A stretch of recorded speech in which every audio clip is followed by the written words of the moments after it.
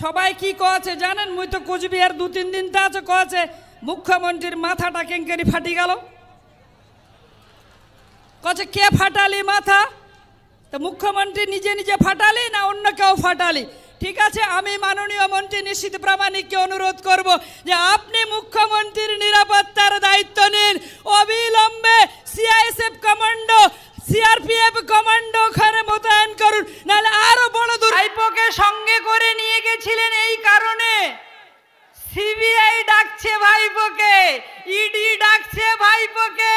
পিসি যদি একা যায় আর ভাইপোকে যদি ইডি বা সিবিআই গ্রেফতার করে, সেই ভয়ে পিসি যাবার আগে ভাইপোকে নিয়ে গেলেন।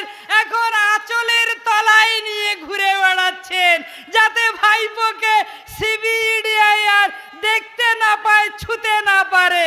বলে আপনি যতই ভাইপোকে আপনার আঁচলের তলায় নিয়ে ঘুরে বেড়ান, পাটনায় যান, দিল্লিতে যান, আর যেখানেই যান আপনার ভাইপোকে গ্রেফতার করবেই। আজ হোক, কাল হোক, পরশু হোক, আপনাকে আর আপনার ভাইপোকে তিহারে যেতে হবে। দুদিনের ইচ্ছা ছিল অন্তত একবার মক্কায় যাব, মদিনায় যাব। সেই ইচ্ছা মাননীয় মোদিজি আমার পূরণ করেছেন। আমি ছোটবেলায় স্বপ্ন দেখতাম, ছোটবেলায় মধ্যে বলতাম যে নবী আছেন, কানে শুনি চোখে দেখলাম না, মন করিয়ে উড়িয়ে যেতাম সোনার মদিনা। আমি খুব ছোটবেলায় এই কবিতা বলতাম যে নবী আছেন, কানে শুনি চোখে দেখলাম না, মন করিয়ে উড়িয়ে যেতাম সোনার মদিনায়। তো সোনার মদিনায় গেছিলাম, সেখানকার গোটা পৃথিবীর বিশ্বের মুসলিমরা আসে হজ করতে, যাদের আর্থিক অবস্থা সচ্ছলতা আছে এবং তারা যায়। সব মুসলিমদের যাওয়ার সুযোগ এবং সৌভাগ্য হয় না, অনেকের টাকা থাকলেও হজ করতে পারে না।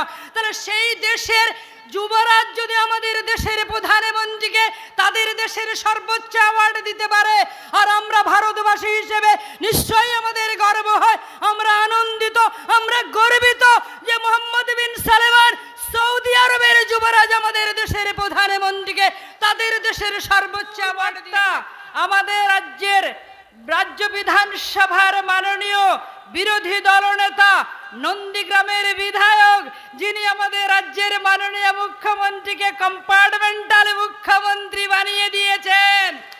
1956 ভোটে হারিয়ে মুখ্যমন্ত্রীকে ভাঙা পায়ে, কি ভালো পায়ে ব্যান্ডেজ জড়িয়েছিল, নাটক করতে গেছিল নন্দীগ্রামে। একদম নাটকের উপযুক্ত জবাব দিয়েছিলেন শুভেন্দু অধিকারী, মাননীয় শুভেন্দু অধিকারী।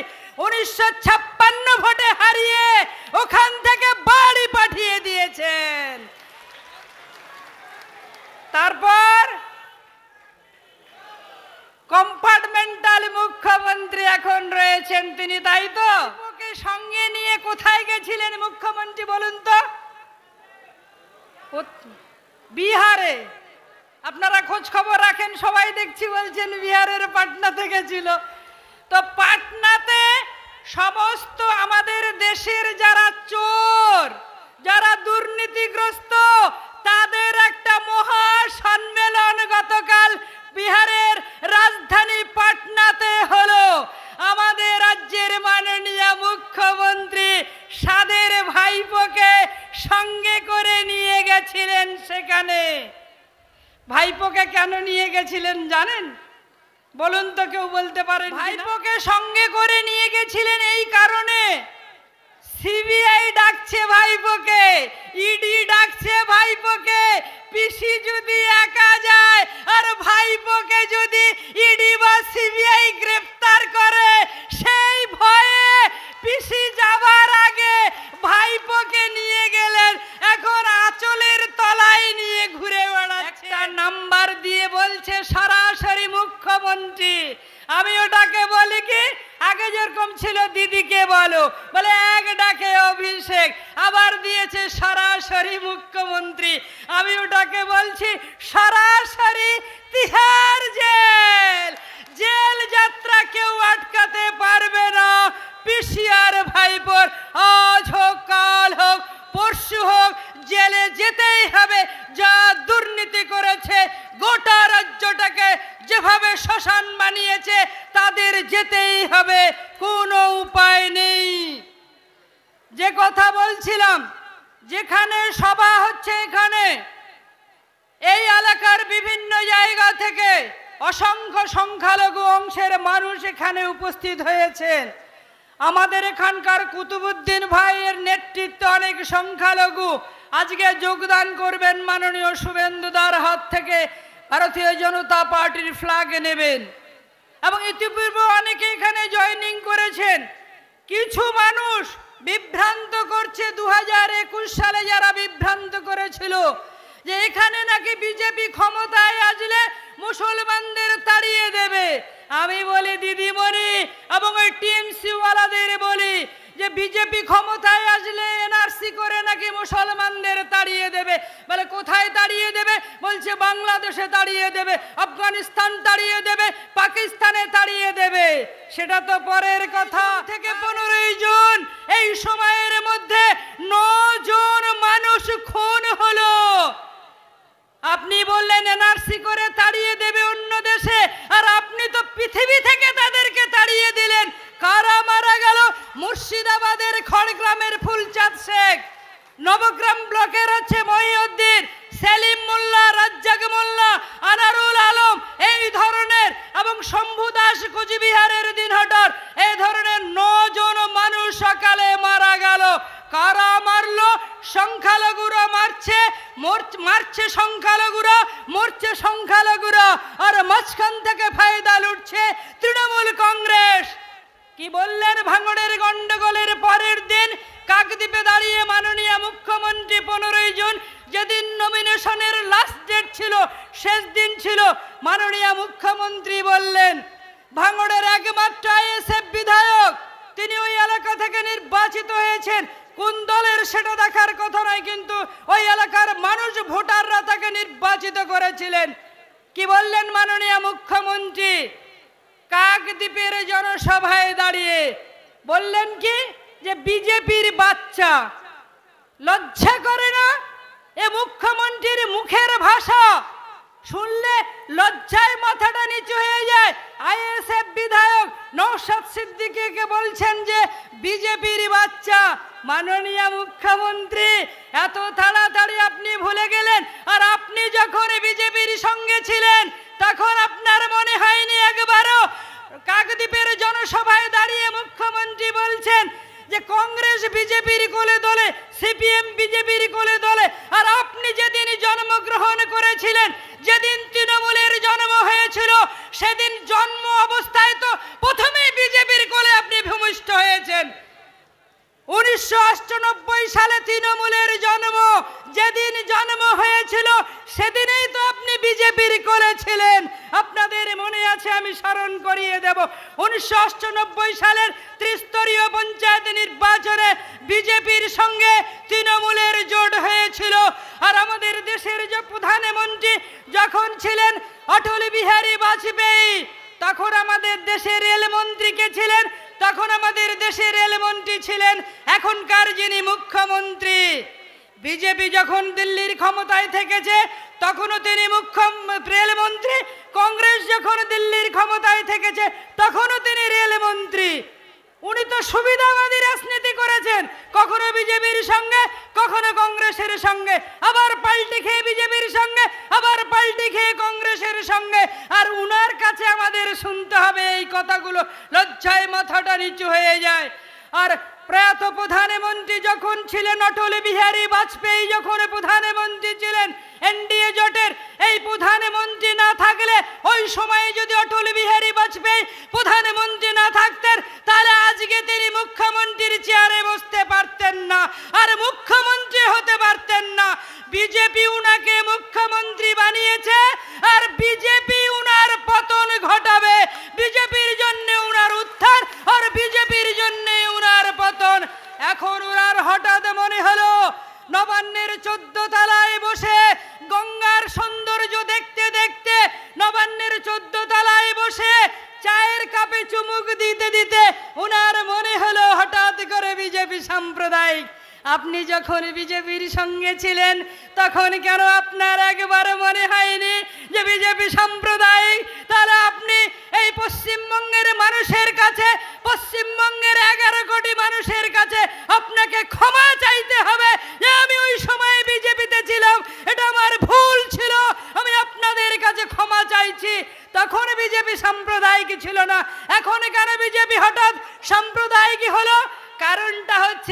উনি দেখছেন যে বিজেপি তাকে ক্ষমতাচ্যুত করবে, বিজেপি নবান্নের কাছাকাছি পৌঁছে গেছে, তার জন্য উনার গদি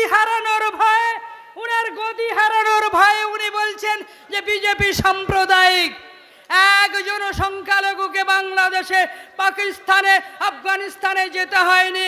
আমাদের দেশের মাননীয় প্রধানমন্ত্রী নরেন্দ্র দামোদর দাস মোদী 2014 সালে প্রথম প্রধানমন্ত্রী হয়েছেন, 2019 সালে দ্বিতীয়বারের প্রধানমন্ত্রী, 2024-এও তিনি তৃতীয়বারের জন্য প্রধানমন্ত্রী হবেন। 2024-এ প্রধানমন্ত্রী হওয়ার পরে তিনি 15ই আগস্ট লালকেল্লায় জাতির উদ্দেশ্যে ভাষণ দেবেন। আমি আগামী কথাটা বলে গেলাম, তিনি 3বারের প্রধানমন্ত্রী হবেন, 24 সালেও তিনি প্রধানমন্ত্রী হবেন। এই 9 বছরে একজন সংখ্যালঘু ইসলাম ধর্মাবলম্বী মানুষকে বাংলাদেশে যেতে হয়নি, পাকিস্তানে যেতে হয়নি, আফগানিস্তানে যেতে হয়নি, একজন মানুষকেও যেতে হয়নি। আর আমাদের দেশের যিনি প্রধানমন্ত্রী, তিনি শুধু আমাদের দেশের প্রধানমন্ত্রী নন, তিনি গোটা বিশ্বের 1 নম্বর নেতা হিসেবে নিজেকে পরিগণিত করেছেন।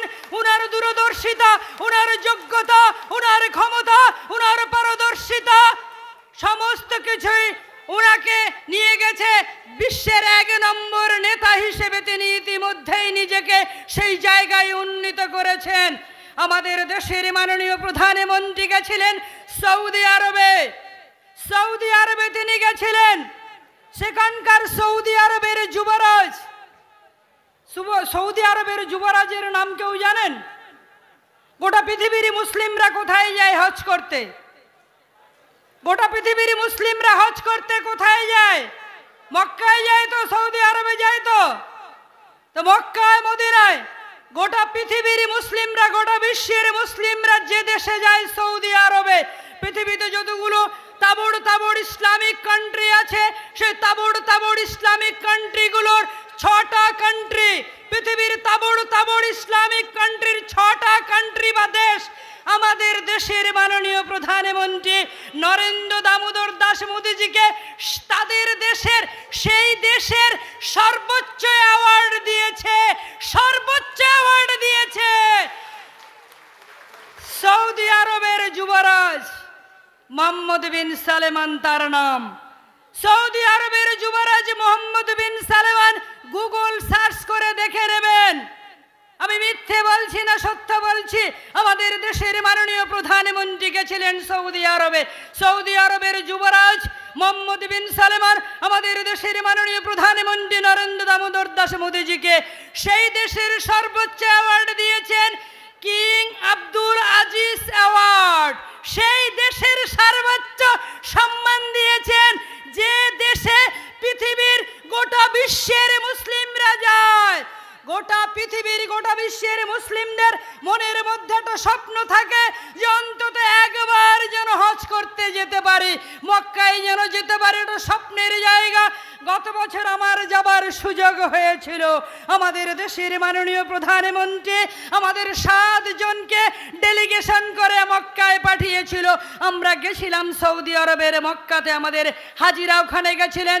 সেই হিসেবে ডেপুটেশনে আমরা গেছিলাম, চেয়ারম্যান, ভাইস চেয়ারম্যান, মেম্বার হিসেবে 7 জনকে ডেলিগেট করেছিলেন।